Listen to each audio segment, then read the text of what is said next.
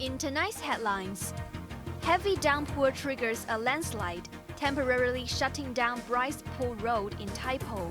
No one was injured. Financial Secretary Paul Chan says mega events in the coming months will boost consumption and give business travelers sightseeing opportunities as they head to the SAR for international summits.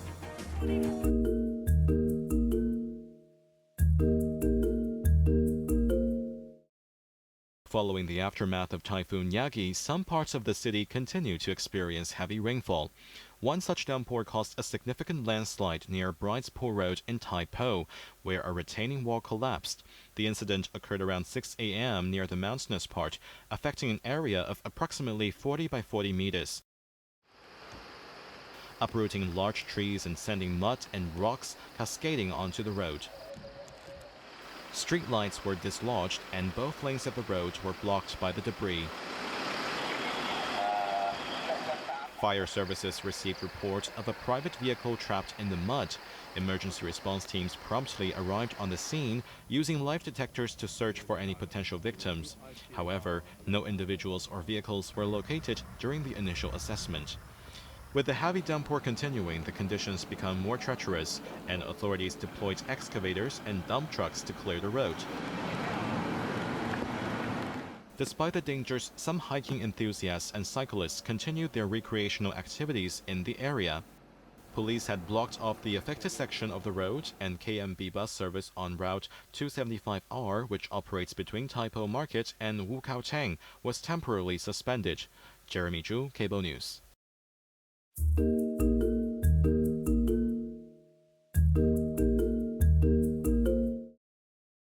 Secretary for Financial Services and the Treasury Christopher Hoy has rebutted recent U.S. warnings about risks to American businesses in the SAR, following the adoption of the Safeguarding National Security Ordinance in March this year. In a press release, the U.S. State Department said that the risks to American businesses are now increasingly present in Hong Kong. Taking to the airwaves, Hui said, the so-called risks are completely far-fetched because the business and financial sectors have strong confidence in the stability and prospects of the city after the implementation of law.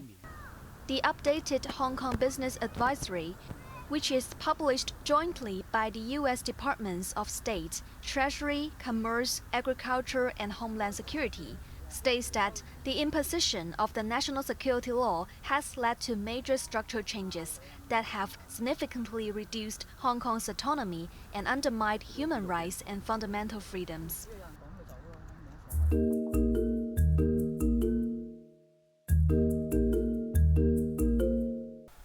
The government is gearing up for two significant events next week, the Belt and Road Summit and the inaugural Startup Investment and Development Summit, aimed at reinforcing the city's status as a key cooperation platform, said Financial Secretary Paul Chan.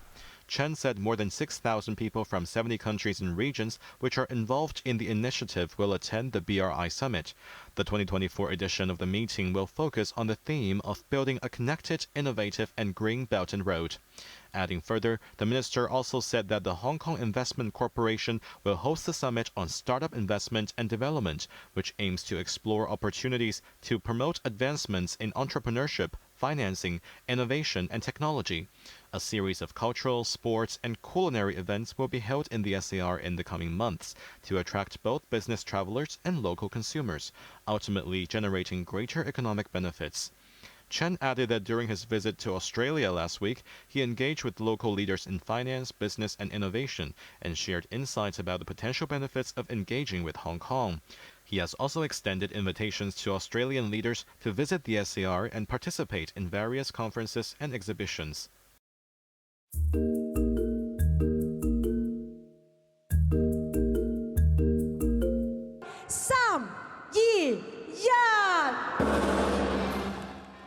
Chief Executive John Lee struck the gong to commence the new racing season, which kicked off today at Sha Tin Racecourse.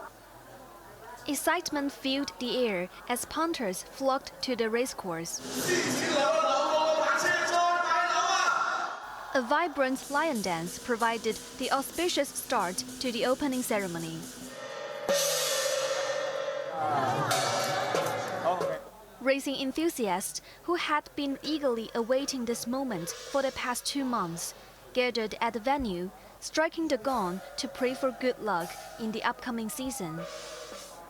A total of 10 races were scheduled for opening day, including the Chief Executives Cup, which is the 3rd race.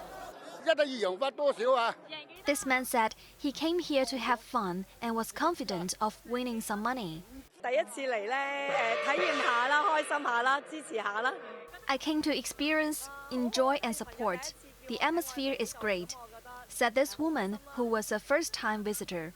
Despite some rain, fans were excited and most were out to have a good time. This man said he is more excited and focused to think better. People were immersed in the atmosphere once the races started.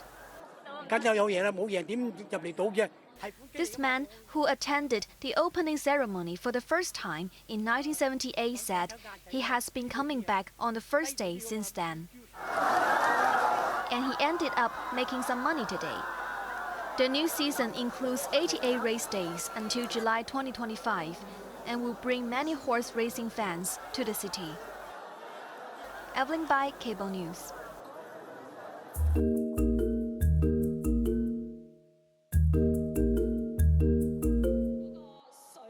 Hong Kong Olympian Siobhan Haughey, who won 2 bronze medals at the recently concluded Paris Games, attended a fan meeting event today, where she encouraged young people to pursue their passions with enthusiasm.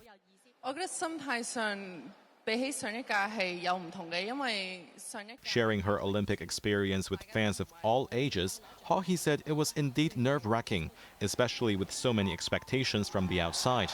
However, the hard work and her team's preparation over the last 3 years eventually paid off. Haughey emphasized the importance of discipline and focus to achieve success in any field.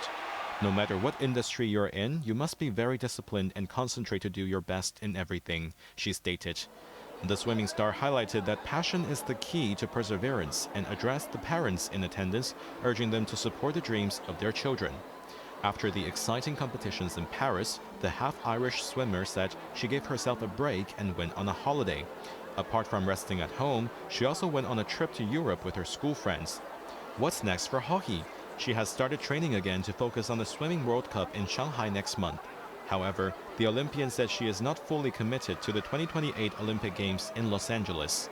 We're trying to do something different right now because it's still very early on in the season, so I can afford to try different things. So we're just using this next 6 months as an experiment, I guess, to see what works and what doesn't, and maybe things that we want to incorporate in the future. Jeremy Zhu, Cable News.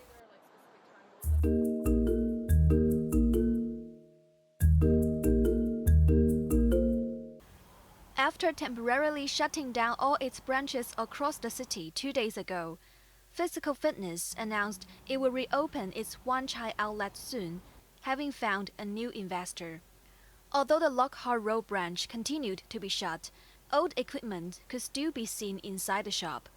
A notice posted on the gym's website said that a new investor and the landlord of the Wan Chai branch had reached a preliminary agreement after extensive discussions. Under the new management, the gym will be rebranded to Healthy, and affected customers of Physical can enjoy free services for all remaining gym credits and personal trainer lessons. This woman said she came to work out today but found the gym closed. Do you know that they are changing the company to a new one? No. Oh, so if they are changing to a new one, will you still join them or? Yes, I paid, so. Okay, so what arrangements would you like them to give you upon the money? Yeah, continue going because I paid for 4 years. Meanwhile, a fitness instructor of Physical said he was told by his manager that the new investor has made an offer to retain the original trainers. However, the new offer does not include a basic salary, and trainers will be paid $100 per lesson, which is lower than $150 which Physical was paying for a junior fitness instructor, he added. The former employee of Physical said The priority is to recover the unpaid wages, and it is difficult to estimate how many former trainers will accept the new offer. Evelyn Bai, Cable News.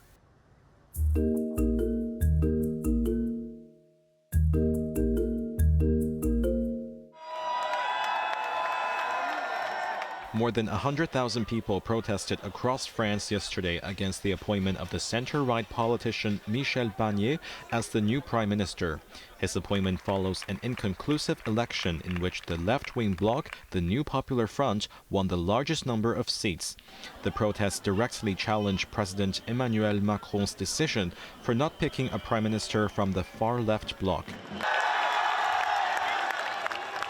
Jean-Luc Mélenchon, a veteran firebrand from the Radical France Unbowed party, called for the most powerful mobilization possible in national marches. His party sees Barnier's conservative background as rejecting the electorate's will. At 73, Barnier is the oldest prime minister and replaces the youngest, Gabriel Attal, who was 34 when he was appointed just 8 months ago. Barnier said he is open to forming a government with candidates across the political spectrum, including the left.